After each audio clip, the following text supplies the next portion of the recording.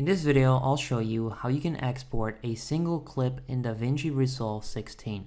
So as you can see right there, right now I have 3 different clips on my timeline, and I'm going to show you how you can render one of these clips. So for that, first of all, you want to click on Deliver right there. And once you do that, you'll find these 3 clips right here. So this is the first one, this is the second one, and this is the third one. So you want to select the one that you want to render and then right click. Next up, you'll find render this clip, and that's what you want to click on. It will then select the clip right here, and then all you need to do next is basically like use the settings that you would normally use, and then click on add to render queue. There you go. So I'm going to save it, and you'll then find this in render queue.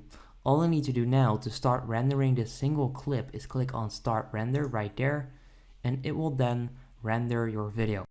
So it's as easy as that. So that's exactly how you can render one single clip in Davinci Resolve. If this quick video helped you out, make sure you go ahead and leave a like. I would appreciate that. If you have any questions or if it worked, let me know in the comments down below, and then I'll see you in the next video. Have a good day.